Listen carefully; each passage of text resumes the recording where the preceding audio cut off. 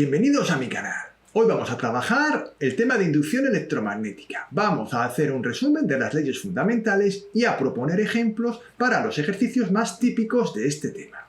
Lógicamente, aquellos estudiantes que estéis trabajando este tema tanto en bachillerato como en la universidad, creo que debéis ver este resumen porque os va a ayudar a comprobar si domináis todas las partes fundamentales de este tema. Lógicamente, este tema está más orientado a personas que estáis en bachillerato. Para gente que estáis en la universidad, sin duda se queda un poco corto, pero os puede servir para comprobar si domináis los conceptos fundamentales. Comenzamos recordando que una corriente eléctrica puede generar campos magnéticos. La experiencia de Ørsted es el ejemplo con el cual comenzamos el tema de campo magnético, si recordáis. La pregunta ¿es posible llevar a cabo la experiencia inversa? La respuesta es que sí. Faraday lo consiguió y descubrió la inducción electromagnética. Es decir, a partir de campos magnéticos sí es posible generar corrientes eléctricas. En la parte derecha acabo de poner un dibujito. En este dibujito lo que ocurre es lo siguiente. Al acercar o alejar el imán del solenoide podemos comprobar que se genera una corriente eléctrica en este. Por lo tanto, en este caso estamos viendo que mediante un imán somos capaces de generar corriente eléctrica. Vamos a ver las leyes que rigen este fenómeno. En primer lugar, para poder estudiar las leyes fundamentales de la inducción electromagnética tenemos que definir una magnitud física nueva, que es el flujo magnético. El flujo magnético que atraviesa una superficie es la cantidad de campo magnético que atraviesa dicha superficie. Por ello es directamente proporcional al módulo del campo magnético y a la superficie. Y depende del ángulo que formen el campo magnético y la superficie. Ahí tenéis en la parte derecha un dibujo y como podéis ver, dependiendo del ángulo que forme la espira con el campo magnético, habrá una mayor o menor cantidad de líneas de campo que atraviesen dicha espira. Por lo tanto, lógicamente, a mayor cantidad de líneas de campo magnético, mayor flujo. Y la fórmula que refleja esto es la que tenéis en pantalla. El flujo magnético es igual al producto escalar del campo magnético por la superficie, ambos lógicamente en forma vectorial. Si deseamos operar con los escalares, tenemos que trabajar con la fórmula que hay a continuación. El módulo del campo magnético por el módulo del vector superficie por el coseno del ángulo que forman. Y mucho cuidado, debéis recordar que el ángulo tiene que ser entre el vector campo magnético y el vector superficie, y que el vector superficie es perpendicular a la espira. Mucho cuidado que esto puede dar lugar a confusiones. La unidad del flujo magnético es el Weber, que se representa como WB. Tenemos dos casos especiales. Primer caso, si el campo magnético y la superficie son paralelos, entonces el ángulo que forman el vector superficie y el vector campo magnético es de 90 grados, y el flujo será nulo. Ninguna línea de campo atravesará la superficie. Por otro lado, el caso contrario. Si el campo y la superficie son perpendiculares, el ángulo será 0 grados y el flujo será máximo. Y el flujo magnético será igual al producto del módulo del vector campo magnético y el vector superficie. Si hay n espiras, debemos multiplicar el flujo por n. La fórmula quedaría como tenéis en pantalla, flujo magnético igual a n por el producto escalar de b por s, y si trabajamos con módulos, n por b por s por el coseno del ángulo que forman. Vamos ahora ya con la primera de las leyes fundamentales de este tema, la ley de Faraday-Henry. La ley de Faraday-Henry nos va a hablar de la fuerza electromotriz inducida, y nos dice que la fuerza electromotriz inducida depende de la rapidez con la que varía el flujo magnético. Será epsilon igual a variación del flujo magnético respecto del tiempo en valor absoluto. Eso es la rapidez con la que varía el flujo magnético. Se puede calcular la fuerza electromotriz media utilizando incrementos. La fórmula quedaría tal como tenéis en pantalla, fuerza electromotriz media igual al valor absoluto del incremento del flujo partido el incremento de tiempo. Vamos a ver un ejemplo para calcular la fuerza electromotriz media. El ejercicio dice lo siguiente. Colocamos una espira circular de 4 centímetros de radio en un campo magnético de intensidad 0,2 Tesla, de modo que el plano de la espira sea perpendicular a la dirección de B. Calcula el valor medio de la fuerza electromotriz inducida si giramos la espira 90 grados en 0,1 segundos. En primer lugar, tomamos los datos tal como tenéis en pantalla. N igual a una espira, R, que es el radio de la espira circular, 4 centímetros, que expresado en unidades del sistema internacional es 0,04 metros, el módulo del campo magnético, que es 0,2 Tesla, y los ángulos, que son 0 grados y 90 grados. En primer lugar, voy a calcular la sección de la espira, que será la que tenéis en pantalla. La sección, como es una espira circular, es pi por el radio al cuadrado y nos da un resultado de aproximadamente 0,005 metros cuadrados. Por otro lado, calculo el flujo inicial, que será igual a n por b por s por el coseno de z sub 1, y nos da un resultado de 0,001 Weber. No dejéis de hacer esto en vuestra libreta para aseguraros de que sabéis hacerlo y que estáis entendiendo lo que hacéis.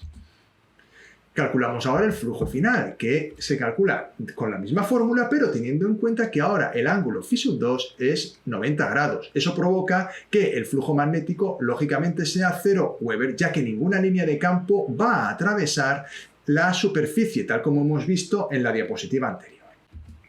Ya podemos ahora calcular la fuerza electromotriz media con la fórmula que hemos visto anteriormente. Escribimos la fórmula y sustituimos los datos y obtenemos un resultado de 0,01 voltio, que es la fuerza electromotriz media inducida en este caso. Vamos ahora con la segunda ley fundamental de este tema, la ley de Lenz. La ley de Lenz es muy parecida a la ley de Faraday-Henry. Lo que pasa es que nos aporta un tema muy interesante, que es el sentido de la corriente inducida por el campo magnético. Dice lo siguiente: el sentido de la corriente eléctrica inducida es tal que el flujo magnético que la corriente produce minimiza el cambio de flujo magnético que la origina. Es decir, el flujo magnético generado por la corriente se opone a la variación de flujo. La fórmula matemática sería la que acabo de poner, epsilon igual a menos variación del flujo respecto del tiempo. Como veis, se diferencia únicamente en el signo menos. Vamos a ver un ejemplo práctico de cómo averiguar el sentido de la corriente eléctrica inducida. En este caso tenemos un campo magnético saliente y una espira más o menos cuadrada. Observamos que la espira cuadrada, por el motivo que sea, crece. De manera que podemos decir que al aumentar la superficie de la espira, el flujo magnético saliente ha aumentado. Esa variación de flujo va a generar una fuerza electromotriz y por lo tanto una corriente eléctrica. La cuestión es, ¿cuál será el sentido de esa corriente eléctrica? Vamos a averiguarlo. La fuerza electromotriz genera una intensidad de corriente en sentido horario. Dicha corriente genera un campo entrante que se opone al aumento del saliente. Es decir, yo tengo que buscar, en este caso, el sentido de una corriente eléctrica que genere un campo entrante que se oponga al aumento del saliente. En este caso, la corriente eléctrica tiene sentido horario y podéis ver que ese sentido genera un campo entrante que se opone al aumento de flujo saliente. Y con esto habríamos ya resuelto esta pregunta teórica que es muy habitual en estos temas. Continuamos ahora con los factores que provocan la variación del flujo magnético. ¿Cuáles son los factores? Pues hay tres. El campo magnético cuando varía con el tiempo, la superficie cuando varía con el tiempo y cuando el ángulo entre el campo magnético y la superficie varía con el tiempo, también se produce variación del flujo magnético. Y por lo tanto, en estos tres casos, como vamos a ver ahora en tres ejemplos, se genera una fuerza electromotriz que a su vez provocará una corriente eléctrica. Vamos a comenzar con el caso en el cual hay una variación temporal del campo magnético. Ahí tenéis un ejemplo. Una bobina de 100 espiras cuadradas de lado 10 centímetros se introduce en una región del espacio en la que hay un campo magnético en el sentido positivo del eje Z. El plano que define la espira es paralelo al plano XY. El módulo del campo magnético varía con el tiempo de acuerdo con la expresión que tenéis en pantalla. Calcula la fuerza electromotriz inducida en función del tiempo. En primer lugar, tomamos los datos, n igual a 100 espiras, L igual a 10 centímetros, que son 0,1 metro, el campo magnético, que es 10 por paréntesis 1 menos e elevado a menos 2t, y el ángulo, que es 0 grados. Se calcula en primer lugar la superficie de la espira, que como es cuadrada, basta con aplicar la fórmula de la superficie de un cuadrado, lado al cuadrado, que me queda 0,01 metro cuadrado. A continuación, aplico la ley de Faraday-Henry y la de Lenz. Ponemos la expresión matemática, epsilon igual a menos la variación del flujo magnético respecto del tiempo.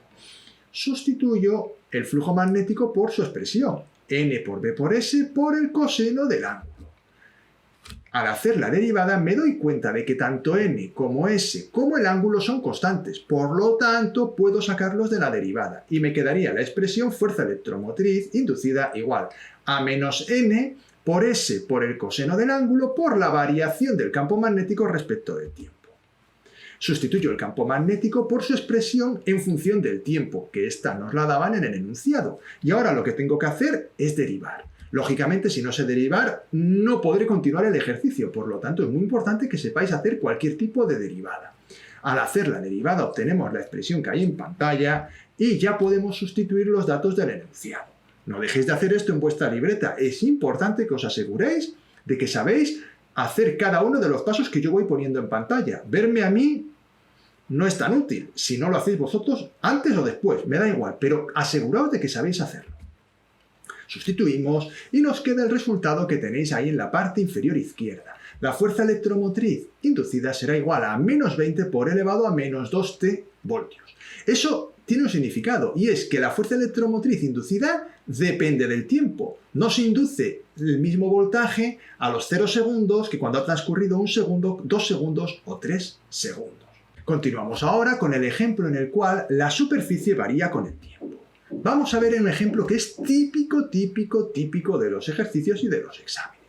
Sobre una horquilla muy gruesa de cobre en forma de U, de anchura 20 centímetros, situada en un campo magnético B igual a 0,1 Tesla, se coloca una varilla de 10 ohmios de resistencia que se desplaza con una rapidez constante de 5 centímetros por segundo. Se adjunta una figura, es la que tenéis en la parte superior derecha. Calcula la corriente que circula, suponiendo nula la resistencia de la horquilla y el sentido de la misma. Bueno, como veis, tenemos una horquilla en la cual hemos colocado una varilla que se mueve hacia la derecha y hay un campo magnético entrante. Al mover esa varilla, la superficie aumenta. Eso va a generar una variación del flujo magnético y por ende a inducir una fuerza electromotriz.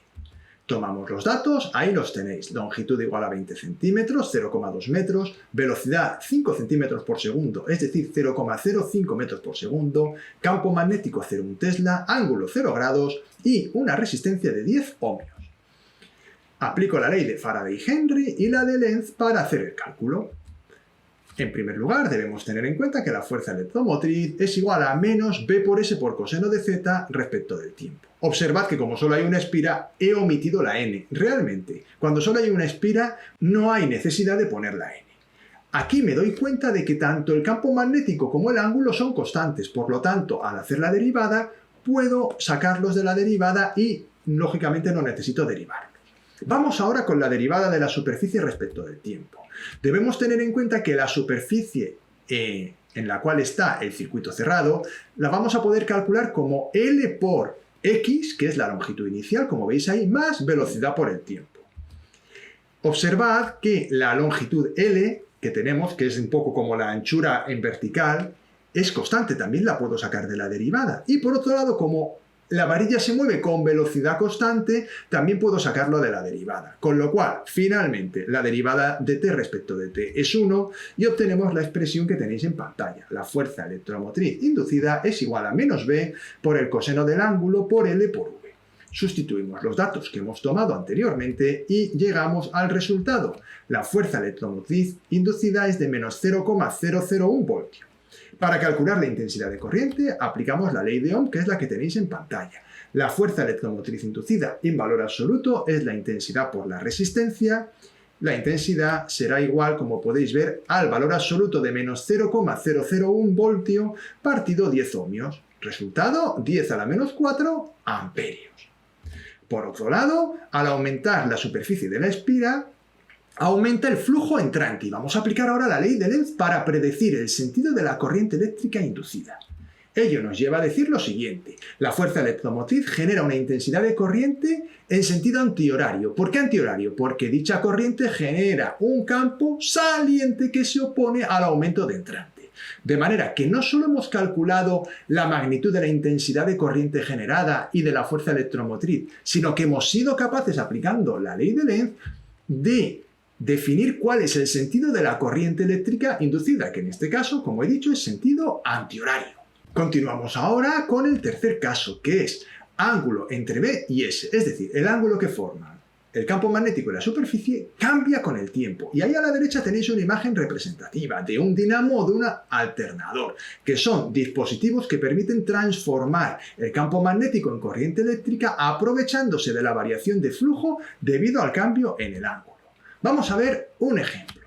Una espira cuadrada de sección 16 centímetros cuadrados se hace girar con una rapidez angular de 360 revoluciones por minuto, en el interior de un campo magnético uniforme perpendicular al plano de la espira.